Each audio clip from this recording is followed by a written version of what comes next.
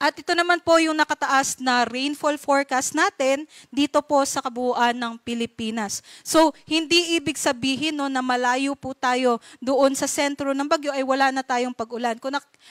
Kung nare-remember nyo nga po sa satellite imagery ay malawak yung mga kaulapan nitong si Severe Tropical Storm Opong. Kaya't posible po kahit malayo tayo sa bagyo ay makakaranas pa rin po tayo ng malalakas na pag-ulan. Pansin po natin no, yung mga makakaranas ng mga malalakas na pag-ulan ay mostly po ay nasa may southern part ng bagyo. So more than 200 millimeters na rainfall ang ating inaasahan ngayong araw dito sa may Occidental Mindoro, Oriental Mindoro, Romblon, Masbate, Northern Samar, Eastern Samar at pati na rin sa may Sorsogon. So kung meron po tayong ganitong kalakas na mga pag-ulan, ay maaari nga po tayo mag-expect no, ng mga floodings at posible din yung mga landslide. So yun po yung nararanasan ng ating mga kababayan na nadaanan na nitong si Severe Tropical Storm Opong. 100 to 200 millimeters naman na rainfall ang ating inaasahan dito sa may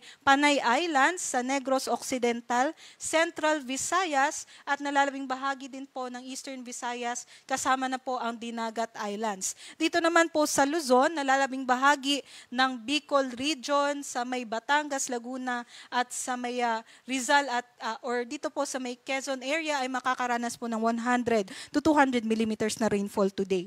And then for 50 to 100 millimeters, asahan po natin yan dito sa may Metro Manila, Bataan, Cavite, Aurora, pati na rin po sa Palawan, Negros Oriental, Camiguin at sa may Surigao del Norte. So aside po dito sa Severe Tropical Storm Opong, ito pong nasa Palawan, Negros Oriental no, ay sanhi naman po ng pinalakas na southwest monsoon o habagat dahil nga po sa paghila nitong si Severe Tropical Storm Opong. At idagdag ko lang po no, kahit kung nandun po kayo sa mga bulubunduking mga lugar, kahit nasa wind signal number 1 po kayo o ang forecast po natin ay mas mababa na mga hangin ang kanilang mararanasan, ay asahan po natin na mas palalakasin po nung mga bulubunduking mga lugar itong mga hangin na dala ni Severe Tropical Storm Opong. Kaya yun nga po kung nandun po kayo sa mga mountainous regions ay mas malalakas na hangin ang ating mararanasan.